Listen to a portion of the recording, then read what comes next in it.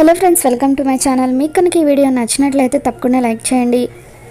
అమర్ అనుకోకుండానే తన చేతిలో అక్షింతలు బాగి మీద వేయడంతో ఇకప్పుడు అమర్ బాగిని ఆశీర్వదించినందుకు అందరూ కూడా చాలా సంతోషపడిపోతూ ఉంటారు. ఇక ఆ తర్వాత బాగి అలా అమర్ దగ్గర నుండి దూరంగా జరిగి పిల్లలకు హారతి ఇవ్వబోతూ ఉంటే పిల్లలంతా కూడా బాగి మీద కోపంగా ఉండడంతో హారతి తీసుకోకుండా అలా నిలబడి పక్కకి చూస్తూ ఉంటే పిల్లలు దేవుడి హారతి వద్దనకూడదు అని చెప్పి అమర్ వాళ్ళ నాన్నగారు పిల్లలకి చెబుతూ ఉంటారు. ఇక అప్పుడు కూడా పిల్లలు హారతి తీసుకోకపోవడంతో బాగి హారతిని పిల్లల కళ్ళకద్ది నీలాకి ప్లేట్ ఇచ్చేస్తుంది.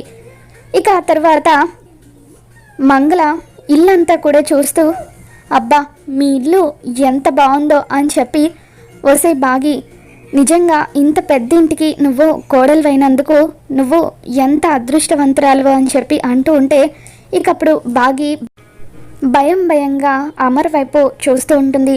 వసే నీకు ఏ టైంలో ఏం మాట్లాడాలో కూడా తెలీదా అని చెప్పి రామూర్తి మంగళని తిడుతూ ఉంటాడు.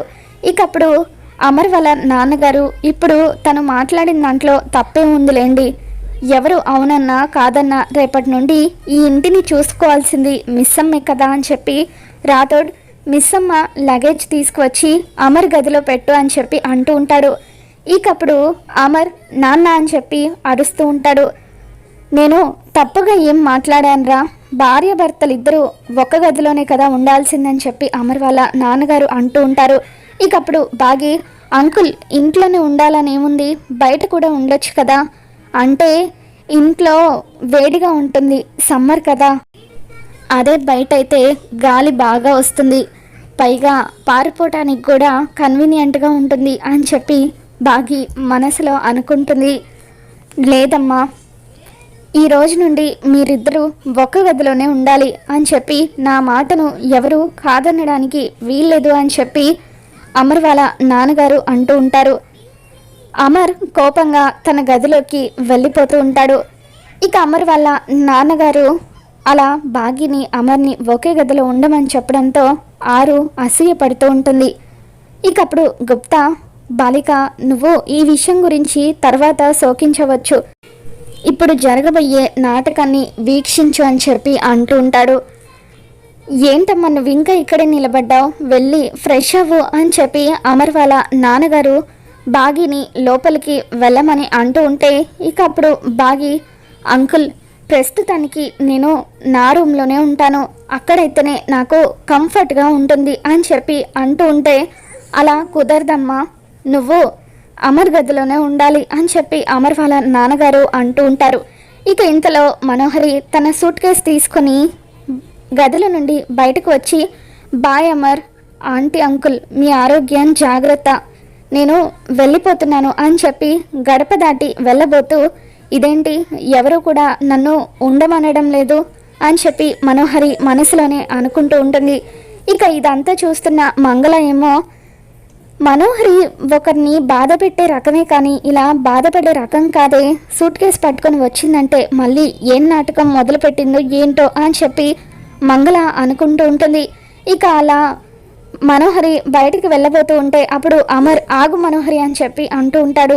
ఎక్కడికి వెళ్తున్నావు మనోహరి అని చెప్పి అంటూ ఉంటే నేను దారం తెగిన గాలిపటం లాంటి దాన్ని అమర్, నా మనసు ఎటువైపు తీసుకువెళ్తే అక్కడికి వెళ్తాను, చిన్నప్పటి నుండి నేను అనాథనే కదా, ఇప్పుడు కూడా ఒక అనాథలాగా ఏదో ఒక చోటుకి వెళ్తాను, మొన్నటి వరకు నాకంటూ 6 ఉండేది, 6 పోయిన తర్వాత కనీసం జ్ఞాపకాల్లో అయినా ఉండేది, ఇప్పుడు కొత్త బంధాలు వచ్చాయి కదా, ఇక మీదట నా 6 పేరు ఈ ఇంట్లో వినిపించదు కదా అని చెప్పి మనోహరి అంటూ ఉంటే ఇకప్పుడు అమర్ లేదు మనోహరి, నువ్వు ఎక్కడికి వెళ్ళాల్సిన అవసరం లేదు, మోసం చేసిన వాళ్ళే ఈ ఇంట్లో హాయిగా ఉన్నప్పుడు నువ్వెందుకు ఈ ఇంట్లో ఉండకూడదు, నీకు ఈ ఇంట్లో ఉండే హక్కుంది, 6 కుటుంబం అంటే నీ కుటుంబం అని అన్నావు కదా, మరి నువ్వు ఇంకా ఎందుకు ఇంట్లో నుండి వెళ్ళిపోవాలనుకుంటున్నావు, నువ్వెక్కడికి వెళ్ళాల్సిన అవసరం లేదని చెప్పి మధ్యలో వచ్చిన వాళ్ళు మధ్యలోనే వెళ్ళిపోతారు. ఈ ఇంట్లో కొంతమంది అవకాశవాదులు ఉన్నారు, నిన్ను కూడా మోసం చేస్తారు, జాగ్రత్త మనోహరి అని చెప్పి అమర్ వెళ్ళిపోతూ ఉంటాడు. ఇక దాంతో అందరూ కూడా మౌనంగా ఉంటారు.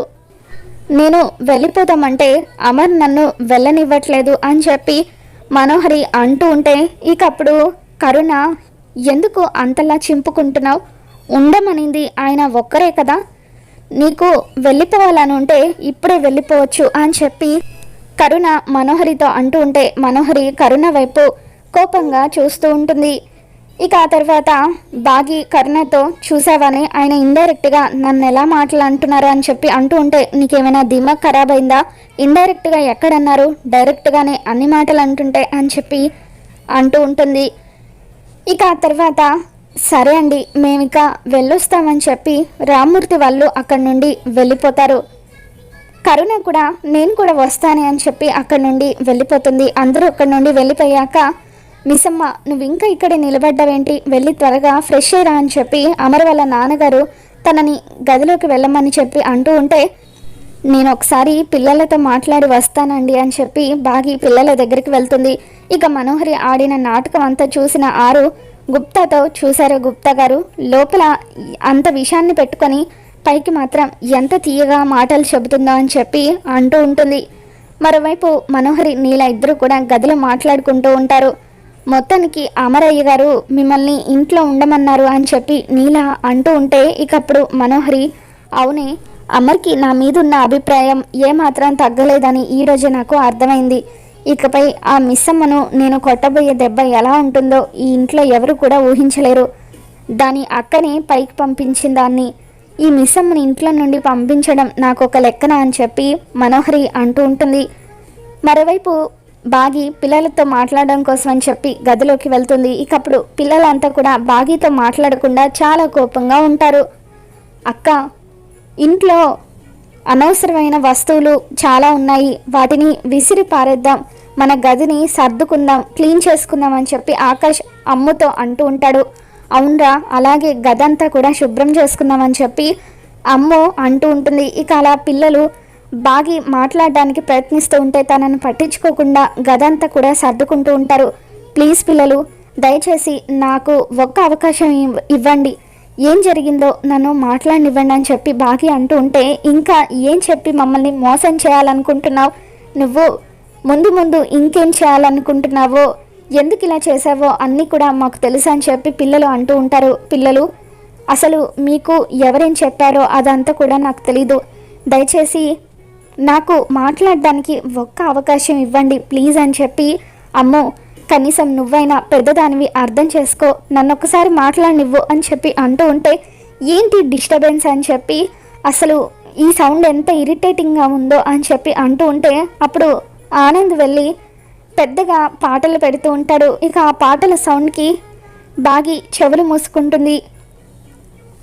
అంజలి పాప, కనీసం నువ్వైనా నన్ను అర్థం చేసుకో, ఒకప్పుడు నువ్వే ఈ ఇంట్లో నన్ను అపార్థం చేసుకున్నావు, తర్వాత నువ్వు నన్ను అర్థం చేసుకున్నావు, ఇప్పటికైనా వాళ్ళందరినీ ఒక్కసారి కన్విన్స్ చెయ్యి, నన్ను మాట్లాడనివ్వు అని చెప్పి అంటూ ఉంటే ఇక చాలు నీ నాటకాలు, మాతో ఒక్క మాట కూడా మాట్లాడడానికి వీల్లేదు, ఇక మీదట నువ్వు చెప్పేది ఏది కూడా మేము వినము అని చెప్పి పిల్లలు బాగి మీద మండిపడుతూ, ముందు నువ్వు ఈ గదిలో నుండి వెళ్ళిపో, ఒక్క క్షణం కూడా ఈ ఇంట్లో ఉండడానికి వీల్లేదు అంటూ బాగిని ఆ గదిలో నుండి అందరి పిల్లలు కూడా బయటకు గెంటేయడంతో బాగి ఎంతగానో బాధపడుతూ ఉంటుంది.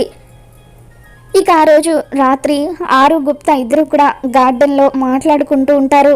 గుప్తా సంతోషంగా ఏదో పాట పాడుతూ ఉంటే అప్పుడు ఆరు గుప్తా దగ్గరకు వచ్చి, ఏంటి గుప్తా గారు, మీరెందుకు ఇప్పుడు ఇంత సంతోషంగా ఉన్నారు అని చెప్పి అంటూ ఉంటుంది. ఏం లేదు బాలిక, నీ మొహంలో ఉన్న అసూయ చూస్తూ ఉంటే నాకు ఎంతో ఆనందంగా ఉంది అని చెప్పి అంటూ ఉంటాడు. పదండి గుప్తా గారు, త్వరగా మీ లోకానికి వెళ్దాం, నన్ను తీసుకురావడం ఇంత లేట్ అయిందని మీ యమధర్మరాజు అడిగితే ఎవరండి రెస్పాన్సిబిలిటీ అని చెప్పి ఆరు అంటూ ఉంటుంది.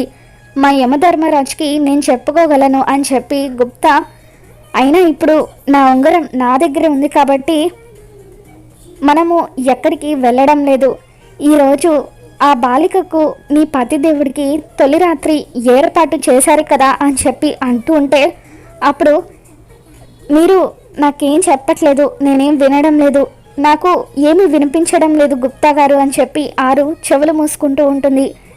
ఏంటి బాలిక, నువ్వు పెళ్లి చేస్తే నీ బాధ్యత అయిపోతుంది అనుకున్నావా? నీ కుటుంబం సంతోషంగా ఉండడం నువ్వు చూడాలని కోరుకుంటావు కదా. మరి నీ భర్త ఆ బాలికతో సంతోషంగా ఉన్నాడో లేదో నువ్వు నీ కళ్ళతో చూడవా అని చెప్పి గుప్తా ఆరుని మరింత రెచ్చగొడుతూ ఉంటే ఇక అప్పుడు ఆరు మాత్రం, లేదు గుప్తా గారు, నేనేమీ వినాలనుకోవడం లేదు, త్వరగా ఆ ఉంగరంతో కళ్ళు మూసుకొని ఆ 4 మంత్రాలేవో చదివేయండి, మనం మీ లోకానికి వెళ్ళిపోదాం అని చెప్పి ఆరు అంటూ ఉంటే, లేదు బాలిక, మనం ఎక్కడికి వెళ్ళడం లేదు, ఈరోజు జరగబోయే నాటకాన్ని చూసి అప్పుడు మనం వెళ్తామని చెప్పి గుప్తా అంటూ ఉంటే ఆరు కోపంగా అక్కడి నుండి వెళ్ళిపోతుంది. మరోవైపు బాగీకి అమర్కి తొలి రాత్రి ఏర్పాట్లు చేస్తూ ఉంటారు. మరి ఆ తర్వాత రానున్న ఎపిసోడ్లో ఏం జరగబోతుందో మళ్ళీ మన ఛానల్లో తెలుసుకుందాం.